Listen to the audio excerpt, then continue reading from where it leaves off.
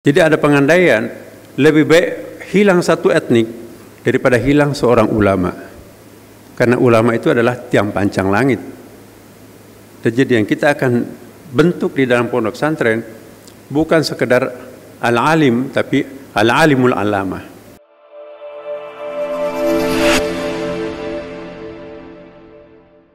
Assalamualaikum warahmatullahi wabarakatuh. Alhamdulillahilladzi ja'ala al-ilma taharatan lin-nufus wa nuran lil-basair wa hadiyan ilal jannah. Walhamdulillahil qail fi kitabil aziz kama arsalna fikum rasulan minkum yatlu alaikum ayatina wa yuzakkikum wa yu'allimukum kitab wal hikmah wa yu'allimukum ma lam takunu ta'lamun. Asyhadu an la ilaha illallah wa asyhadu anna Muhammadan abduhu wa rasuluh sahibul burhan.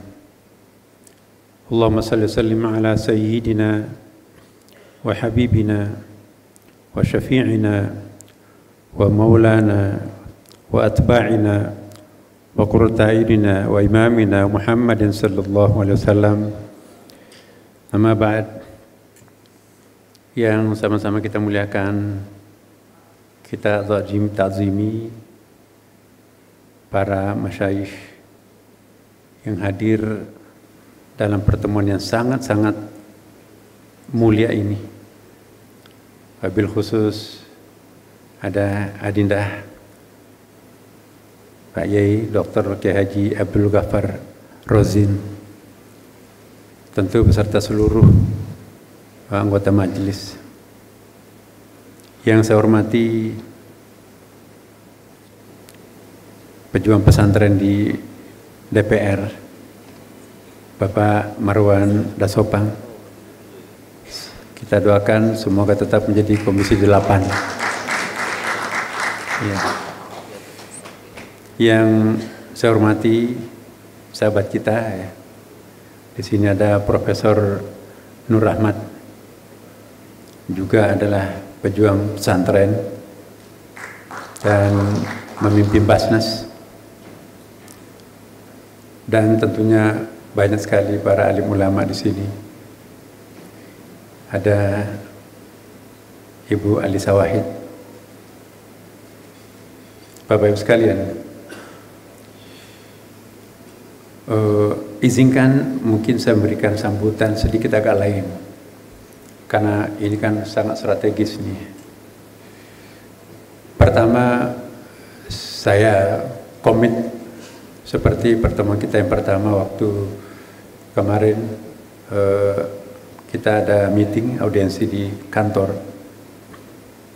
bahwa pondok pesantren inilah memang yang harusnya menjadi tuan rumah di Republik ini. Saya ingat apa kata Cak Nur, seandainya tidak ada pemerintah kolonial, maka sesungguhnya yang terkenal pertama di Indonesia itu misalnya Universitas Lirboyo, Universitas Termas, Universitas Tabuirang, bukan UI, bukan UGM, bukan ITB. Sejarahlah yang membelokkan nomenklatur ini menjadi seperti apa adanya sekarang. Jadi salah satu fungsi kami, Pak Dasopan, Pak, kami ingin mengembalikan sejarah. Karena kalau sejarah ini kita tidak perbaiki, maka umat Islam itu nanti akan banyak dikorbankan. Dan kita harus berani menyuarakan kebenaran dimanapun kita berada. Bapak Ibu sekalian, poin pertama, ya, karena tadi kita bicara tentang strategi pengembangan pondok pesantren. Ada sesuatu yang perlu diperkuat kembali di pondok pesantren.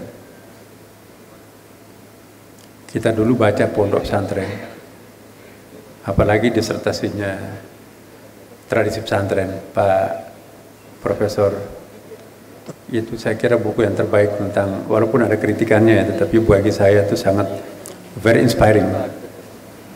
Di situ kita tahu apa itu arti pondok pesantren dan seterusnya. Terminologinya sangat bagus ya. Jadi saya kira kita perlu memiliki buku itu. Tapi yang ingin saya tekankan betul kendali mutu untuk pondok pesantren ini, dalam mengukur pondok pesantren pada yang saya muliakan para anggota majelis masyayikh ini, kita jangan larut dengan ukuran-ukuran yang dibuat oleh lembaga-lembaga yang sekuler, lembaga-lembaga yang dibentuk untuk suatu kepentingan sangat pragmatis. Ukurlah pondok pesantren itu dengan ukurannya sendiri. Karena kita semuanya di sini insya Allah dari pondok pesantren. Bahwa metodologi, atau mungkin kita mulai dari ontologinya dulu. Ontologi, epistemologi, dan aksiologi di pondok pesantren itu sangat berbeda dengan ontologi perguruan atau sekolah tinggi atau universitas. Ontologi keilmuan ya dengan metodologi formalnya seperti juga yang kita lihat di dalam kitab alat-alat ukur di termasuk Kementerian Agama, yang diukur itu adalah formalitasnya. Korbanlah pesantren itu sebetulnya.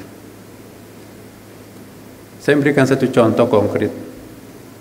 Di pondok pesantren itu kita tidak hanya diajarkan bagaimana memahami Al-Quran sebagai kitabullah, tetapi juga diajarkan bagaimana Al-Quran itu juga sebagai kalamullah. Lain kitabullah, hadzal kitabul la raiba fihi hudal lil muttaqin. Tapi kalamullah di atas sana di langit. Alif lam mim, dzalikal kitabu, those over there, so far from here. Dzalikal kitabu la raiba fihi hudal lil muttaqin. Kitabullah hudal linnas. Tetapi kalamullah hudal lil muttaqin. Jadi mari kita kembali membenahi kurikulum kita di pondok pesantren. Jangan sampai nanti kita terkontaminasi oleh tolak ukur pendidikan formal sehingga kita tidak mempelajari Al-Quran sebagai kalamullah, hanya mempelajarinya sebagai kitabullah. Lain epistemologinya, lain metodologinya mempelajari kitabullah dengan kalamullah. Maaf ini saya tidak menggurui Bapak Ibu sekalian. Saya hanya ingin mengingatkan kembali pada diri saya dan kita semuanya. Mempelajari kitabullah, baca dari dosen, lulus, udah oke. Tapi mempelajari kalamullah nggak gampang. Hudal lil muttaqin. Man humul muttaqun? Hal nahnu muttaqun? Apakah kita sudah muttaqun? Saya kira enggak. Inna akramakum minallahi atqakum, ya kan. Maka itu saya mohon betul pondok pesantren itu kita jangan hanya mempelajari Quran sebagai kitabullah, tapi juga sekaligus kalamullah. Bagaimana mengakses kalamullah? La yamassuhu illal mutahharun. Ma ma'na tahara? At-tahara itu bukan pembersihan fisik berwudu. Kombinasi antara tahara dan nadhafah, an-nadhafah dengan at-tazkiyah itulah disebut dengan at-tahara menurut Imam Al-Ghazali. Jadi itu pertama. Ontologi keilmuan kita itu bukan hanya sampai kepada mempelajari Al-Quran sebagai ibarah. Jadi ada ulama tafsir mengatakan bahwa ada 4 lapis Al-Quran. Ada ibaratul Quran untuk orang awam, ya. Kemudian juga ada isyaratul Quran untuk khawas. Kemudian lataiful Quran untuk khawasul khawas, dan ada haqaiqul Quran khususnya para nabi. Jadi di dalam kulit ada kulit, di atas langit masih ada langit.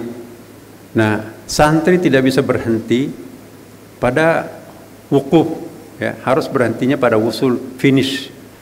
Karena kalau sampai wukuf di Arafah belum selesai haji kita kan masih harus ke Mina. Nah, jadi inilah kriteria-kriteria yang satu contoh. Kemudian pondok pesantren itu bukan hanya belajar kepada guru, tapi juga belajar kepada apa yang saya sering istilahkan dengan impersonal teacher, guru yang bukan orang.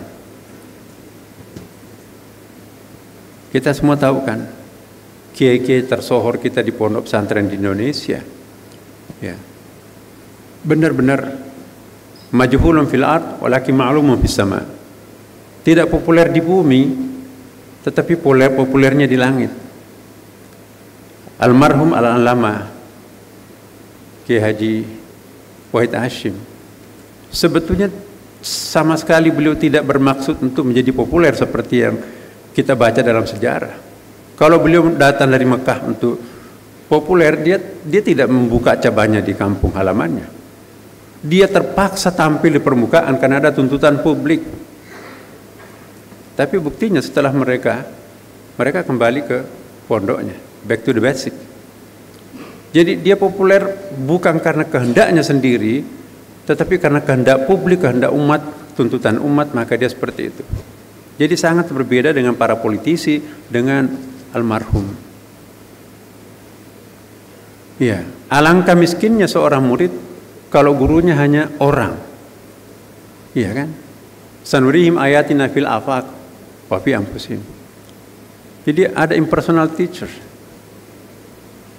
Kita lihat banyak sekali ayatnya dalam Al-Quran. Belajarnya Nabi Musa itu kepada pohon, ya. Kemudian juga apa itu ayatnya itu? Falamma ataha nudiya min syatil wadil ayman fil buqatil mubarakah. Jadi ada lembah yang penuh berkah. Lembah penuh berkah itulah pesantren itu. Ya. Lembah apa namanya itu ya? Tempat untuk berzikir. Di situ ada berkah. Jadi pesantren itu bukan hanya tempat untuk sekolah. Pesantren itu bukan tempat untuk mencari ilmu pengetahuan dari guru, tapi tempat untuk mencari ilmunya Allah di situ. Maka itu perbedaan madrasah dengan sekolah. Ini pemahaman saya. Kalau sekolah itu tempat untuk belajar dari guru, tempat untuk mendapatkan ilmunya guru kalau di sekolah. Tapi kalau di pesantren, tempat untuk mendapatkan ilmunya Allah. Jadi guru kiai kita itu adalah mursyid. Mursyid itu kan apa ya namanya, mursyid itu kayak selang, mari mata airnya di situ, ini gelasnya. Jadi hanya perantara. Ilmunya Allah yang kita cari di pondok pesantren. Maka itu lebih berkah. Saya mohon betul, jangan kita terlalu larut dengan metodologi alat-alat ukur modern dalam mengukur pondok pesantren. Nanti terjadi semacam pendangkalan spiritual di kalangan pondok kita. Saya yakin majelis masyayikh yang terpilih ini akan mengembalikan, bahkan akan terus melanjutkan visi misi pondok pesantren tadi. Ya. Dan jelas kok dalam Quran itu. Fas'alu ahla dzikr in kuntum la ta'lamun. Tidak dikatakan fas'alu ahlal ilm. Iya kan? Kenapa enggak dikatakan tanyalah kepada para ilmuwan? Kalau mentok kepada sains larinya ke filsafat. Mentok ke filsafat itu mau kemana? Ya lari ke ahli zikir. Manhum, siapa itu ahli zikir? Itu pondok pesantren. Itu ulama. Maka itu Rasulullah mengatakan bahwa penting sekali ulama itu. Ada hadis Nabi kan, la mautu qabilatin aisar min mauti alimin. Lenyapnya suatu suku, satu etnik, ya, itu lebih ringan daripada hilangnya seorang ulama. Jadi ada pengandaian, lebih baik hilang satu etnik daripada hilang seorang ulama. Karena ulama itu adalah tiang pancang langit. Dan jadi yang kita akan bentuk di dalam pondok pesantren bukan sekedar al-alim, tapi al-alimul alamah. Mendalam dan juga meluas dan juga arif. Di pondok pesantren bukan kita mencari ilmu saja ya. Kalau dalam literatur Arab itu ilmun lebih banyak diartikan sebagai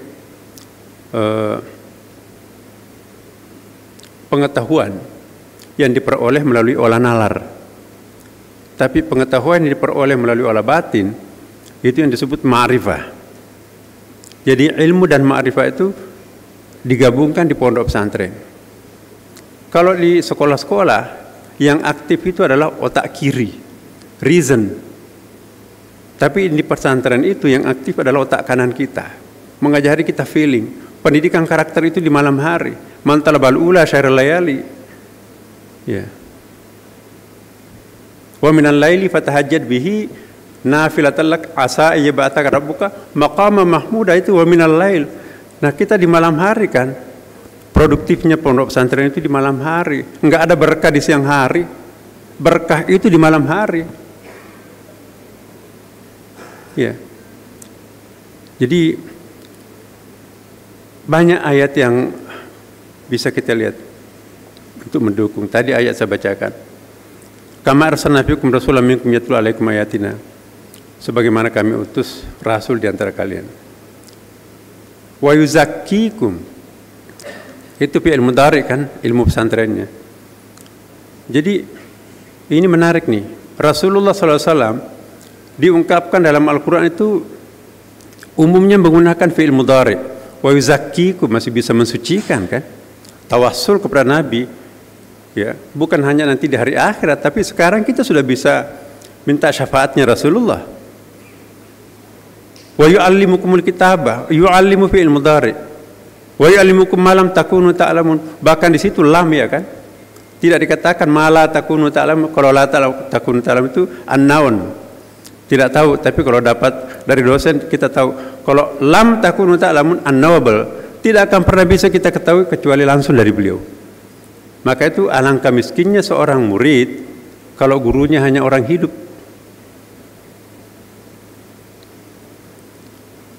Ulama kita Bapak Ibu sekalian, Imam Syafi'i, Jami' Karamatul Aulia itu 420 sekian, 2 jilid itu. Ulama-ulama itu, kalau kita kaji, itu belajarnya bukan kepada orang hidup, dia bisa belajar kepada Nabi. Nah, ini pesantren kita nggak muncul ini. Imam Al-Ghazali, baca kita biografinya kan, ya Syekh, ada sejumlah hadis kami tidak dapatkan dalam Ihya. Ya walad, saya tidak pernah menulis satu hadis dalam Ihya tanpa sebelumnya saya konfirmasi kepada Nabi. Benar enggak engkau pernah mengatakan ini ya Rasulullah? Sebelum Nabi ngangguk, saya tidak tulis dalam Ihya Ulumuddin. Rasulullah wafat 632 Masehi. Al-Ghazali wafat tahun 1111. Al-Ghazali lebih muda lagi. Khudhatul kitab Fususul Hikam, bermimpi dikasih buku oleh Rasulullah, buku benaran Fususul Hikam itu kan. Nah, banyak Imam Syafi'i, contoh banyak sekali. Karena kita percaya ya bahwa orang suci itu, orang dekat dengan Tuhan itu sebetulnya tidak mati. Wala tasabanna alladziina qutilu fi sabilillahi amwata bal ahya inda rabbihim yurzaqun. Siapa bilang orang-orang warasatul anbiya itu wafat? Nabi pun juga fi'il mudhari terus. Innallaha wa malaikatahu yusalluna 'alan nabi. Jadi bagaimana mengasah otak kanan di santri ini yang harus dikembalikan. Jangan hanya mengasah otak kiri kita, hanya reason melulu, tapi nggak ada pengasahan feeling. Ya, ma'rifah itu diperoleh melalui otak kanan, bukan otak kiri. Nah, kemudian hebatnya kalau orang menjadi alim pondok pesantren, jin pun dia bisa kalahkan tuh kan. Kalau jin itu apa? Kita lihat kisah Nabi Ibrahim. Ada kan ayatnya itu ya. Siapa yang bisa mendatangkan mahliga itu? Sogokan Ratu Balkis itu. Kata kata Ifrit. Ya. Ana atika bihi qabla an taqum min maqamik. Saya bisa menghadirkan permata itu sebelum kalian beranjak, sebelum Anda beranjak. Ya. Tapi Nabi Sulaiman belum puas. Ada nggak bisa lebih cepat? Maka dia mengangkat tangan seorang santri ulama pada waktu itu. Apa katanya? Ana atika bihi qabla irtada ilaika tarfuk. Saya bisa menghadirkan benda itu sebelum Bapak berkedip matanya. Jadi jin itu kalah terhadap para santri. Dan terakhir Bapak Ibu sekalian, saya ingatkan betul kepada majelis syuyukh kita ini, betul-betul tolak ukur dalam mengukur pondok pesantren itu, sekaligus motivasinya adalah ingat dalam surah Al-Kahfi ayat 60. Ya kan? Apa itu? Wa qala Musa li fatahu la abrahu hatta abluga majma'al bahraini aw amdiya hukba. Ya, Nabi Musa kan termasuk nabi yang paling cerdas. Ya, tidak ada nabi yang komunikasi langsung dengan Allah. Wa kalamallahu Musa taklima selain Nabi Musa. Sampai agak sedikit bangga, wah, andalah sang pembunuh Fir'aun. Nabi-nabi sebelumnya gak pernah berhasil membunuh Fir'aun. Langsung ditegur oleh Allah, hai Musa, kamu harus belajar. Maka pergilah Nabi Musa. Saya tidak akan pernah berhenti sampai menjumpai dua lautan. Nah, kita lihat dalam tafsir Mu'tabarat, tafsir situ Majmal Bahrain itu adalah di laut Persia itu ada perbatasan laut timur dan barat itu ya. Tapi tafsir Al-Razi ini menarik nih. Yang dimaksudkan Majmal Bahrain di situ perjumpaan dua epistemologi. Epistemologi barat itu menggunakan otak kiri sangat rasional. Maka itu di situ ada Plato, Socrates, Thales, Anaximenes, Demokritos dan seterusnya. Tapi otak kanan itu ada di timur, maka itu semua agama lahir di timur. Nggak ada agama besar lahir di barat. Tapi Allah apa? Walillahil masyriq wal maghrib. Nah, Iqra itu di otak kiri, Bismi Rabbik itu otak kanan. Jadi Iqra Bismi Rabbik inilah pondok pesantren. Kalau di sekolah hanya Iqra, nggak ada Bismi Rabbiknya. Tapi kalau hanya Bismi Rabbik melulu nggak ada ikranya, itu juga bukan pondok pesantren.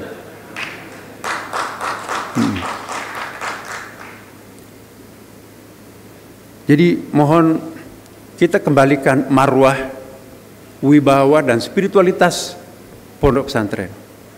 Ini sekarang lagi tren di barat ini. Bukunya Kers Armstrong yang terakhir ini, The Secret Nature. Dia membayangkan bahwa dunia barat itu akan berpaling ke timur.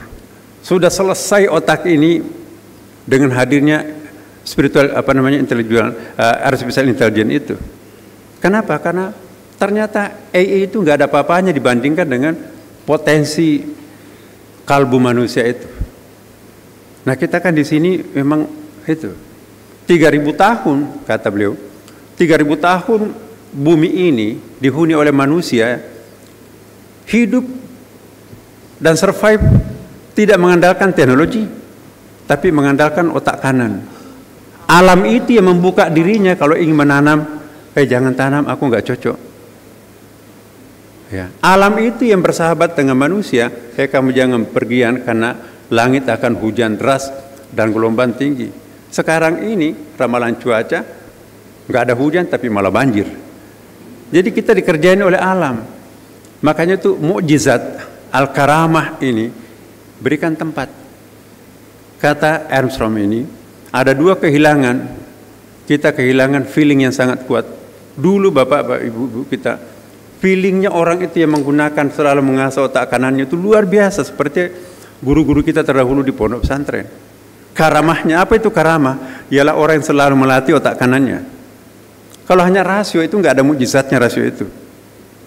Nah, inilah fas'alu ala dzikr, bukan fas'alu ala ilm. Jadi ini mumpung ada kesempatan Bapak Ibu sekalian, saya ingin sekali menyampaikan ini. Saya teriak-teriak beberapa waktu yang lalu, UIN sudah harus mensponsori epistemologi huduri ini, jangan hanya husuli melulu. Tapi nggak laku. Saya mohon betul, bisa nggak pondok pesantren mengembalikan marwah pondok pesantren, bukan hanya mampu memahami Kitabullah, tapi juga sekaligus mampu memahami kalamullah. Jadi Bapak Ibu sekalian, nah pondok pesantren ini dengan adanya Undang-Undang Nomor 18 tahun 2019 dan Kepres Nomor 82 tahun 2021, ditambah lagi tadi saya catat betul Gus ya, 2 sayap tadi itu luar biasa, tapi masih kurang. Apa yang tadi saya sampaikan ini belum masuk di poin itu. Bagaimana membawakan, bukan mensakralkan pondok ya, tapi bagaimana memperkuat spiritualitas pondok pesantren. Ya, alangkah miskinnya seorang santri kalau gurunya hanya orang hidup. Bahkan Imam Syafi'i itu mengatakan bahwa begini, apa syairnya tuh?